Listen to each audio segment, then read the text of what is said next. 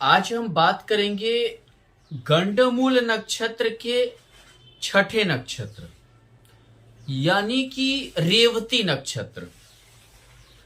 दूसरी बात क्या है कि यह नक्षत्रों में सबसे अंतिम नक्षत्र है 27वां नक्षत्र। बहुत ही संयोग की बात है कि पहला नक्षत्र अश्वनी भी गंडमूल है और 27वां नक्षत्र रेवती भी गंडमूल नक्षत्र है। इनके स्वामी बुध हैं। आपको मैंने पहले भी बताया था, कोई भी नक्षत्र जो होते हैं गंडमूल होते हैं, उनके जो स्वामी हैं या नहीं तो बुध होते हैं या केतु होते हैं। दूसरी बात क्या है कि कोई भी नक्षत्र चाहे 0 डिग्री से लेकर 13 डिग्री 20 मिनट तक किसी राशि में रहता है, या गंडमूल नक्षत्र या 16 डिग्री 40 मिनट से 30 डिग्री तक रहेगा लास्ट।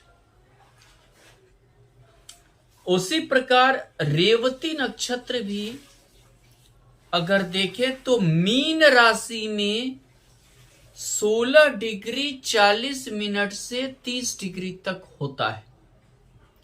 सबसे बड़ी चीज ये है कि अगर आपका जन्म रेवती नक्षत्र में हुआ है तो कितना चीज आप अपने खुद बिगाड़ेंगे।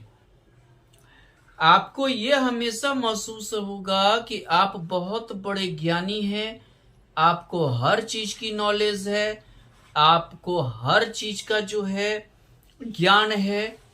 उस कारण से आपका मित्रता या आपका संबंध बहुत ही कम व्यक्ति के साथ जम सकता है, और जिस वजह से जो है अपने आदत के वजह से, व्यवहार के वजह से, वाणी के वजह से अपने काम को आप बिगाड़ेंगे,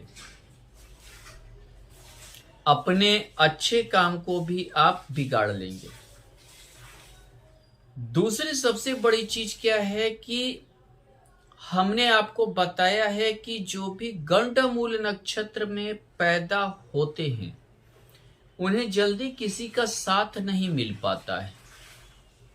जैसे परिवार का, पिता का, माता का, दोस्त का या बहुत का नहीं मिल पाता, उसे अपने भरोसे आगे बढ़ना पड़ता है। उसके कई कारण भी हो जाते हैं।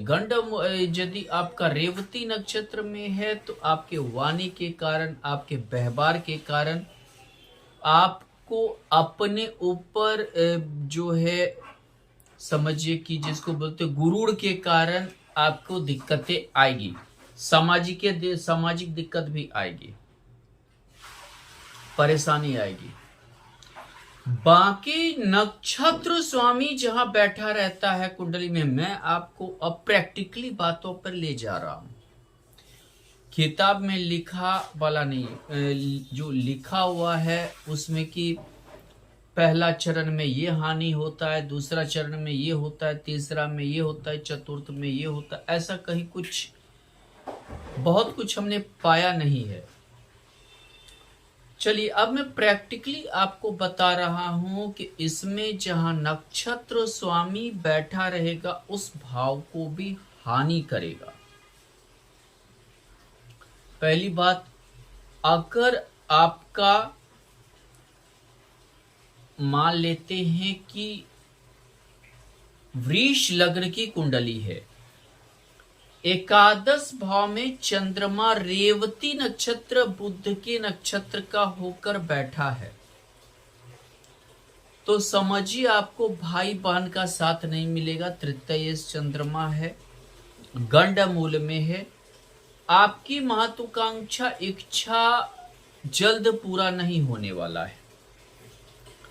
आप बहुत ज्यादा मेहनत करके कुछ इच्छाओं को पूरा कर लें, लेकिन आपकी कई इच्छाएं, कई महत्वाकांक्षाएं धरा का धरा रह जाएगा।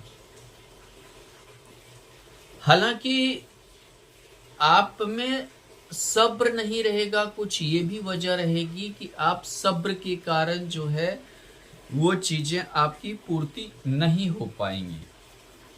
दूसरी बात मैंने बताया कि यहाँ अपने आप को अधिक नॉलेजेबल समझने के कारण अपने अनुसार हर चीज को बहुत मैंने कि आप सोचेंगे कि हम ही अच्छे से डील कर सकते हैं, उसके कारण भी आपके काम बिगड़ सकते हैं, दिक्कतें आ सकती हैं। आप समझिए कि जिस चीज से आपको बेनिफिट या द्वितीय ये होकर यहाँ समझिए कि यहाँ बुद्ध हो गया, तो यानी कि समझिए आपको परिवार लेकर भी दिक्कतें आना चालू हो जाएगा, परिवार से भी आपको सपोर्ट नहीं मिलेगा। चाहे इसके कारण बहुत हो सकते हैं, जैसे कि फाइनेंशियल कारण भी ऐसा हो सकता है। पंचमेश बुद्ध हो गया, पंचमेश का यानी कि समझिए आपका प्रारब्ध भी ऐसा रहेगा कि होते होते हर चीज बिगड़ता चला जाएगा।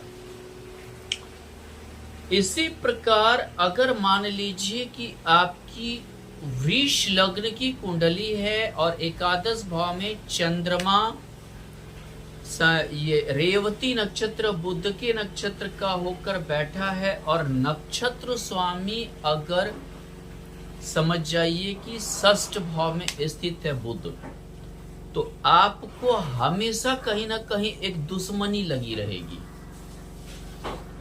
ऐसा दुश्मनी कि आपके मतलब जो भी आप कुछ करना भी चाहते हैं जीवन में वो चीज नहीं हो पाएगा, वो चीजों में हमेशा दिक्कत होगा। दुश्मन आपका बुद्ध के कारण क्या है, ज्ञानी होगा, पढ़ा लिखा होगा, या समझिए कि बुद्धिमान होगा, हमेशा केस मुकदमा फलाना इन चीजों में आपको उलझाए रखेगा।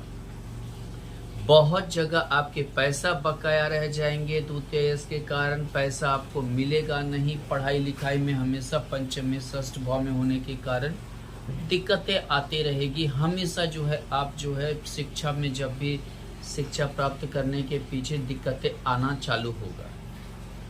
इन सबों से आप घिरे रहेंगे, गंडमूल नक्षत्र के कारण इन सबों से घिरे रहेंगे और आपकी परेशानी जाने का नाम नहीं लेगा।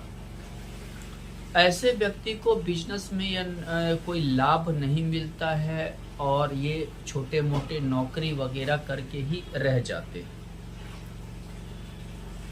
इसी प्रकार से अगर हम देखें कि मान लीजिए कि आपकी तुला लग्न की कुंडली है, षष्ठ भाव में अगर चंद्रमा रेवती नक्षत्र बुध के नक्षत्र का है, हमेशा आपका समझिए कहीं ना कहीं से दुश्मनी लगी रहेगी और दुश्मनी में ही आपका खर्च होता रहेगा। द्वादशेश बुध के कारण हमेशा खर्च होता रहेगा, आप कभी अच्छे से नहीं रह पाएंगे।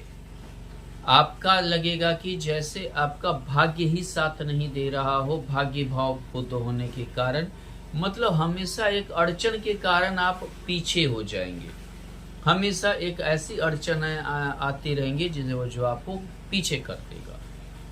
और वही तुला लग्न की कुंडली है और षष्ठ भाव में मान लीजिए चंद्रमा रेवती नक्षत्र बुध के नक्षत्र का है। बुध आपका अगर द्वादश भाव में है तो आप रोगी हो जाएंगे। बाहर भी कमाने के लिए जाएंगे तो आपको सफलता नहीं मिलेगी, वहां भी खर्च करके आप लौट आएंगे। आप कुछ ऐसी परिस्थिति हो जाएगी कि वहां टिकेंगे नहीं। मान लीजिए जिस फैक्ट्री में गए, फैक्ट्री में आपकी जरूरत खत्म हो जाएगी कुछ दिनों के बाद, या फैक्ट्री की स्थिति अच्छी नहीं रहेगी, या कुछ ऐसा माहौल वहां बन जाएगा जिससे आप नहीं टिक पाएंगे। बीमारी, पेट की बीमारी या अन्य बीमारी से आप थोड़ा जूझते रहेंगे, स्किन प्रॉब्लम से जूझते रहेंगे। ये सभी दिक्कतें आपको पीछा ही नहीं छोड़ेगा। आप जहां भी अगर मान लीजिए घर से दूर अपनी स्थिति को अच्छा करने जाएंगे तो वह आपके लिए अच्छा नहीं, सूट कभी नहीं होगा। ये चीजें गंडमूल नक्षत्र में ज्यादा प्रभावित करती हैं, ज्यादा हमारे किस्मत को, भाग्य को, या जिस भाव में हो उस भाव को लेकर गंडमूल नक्षत्र हमें परेशान करता है। धन्यवाद।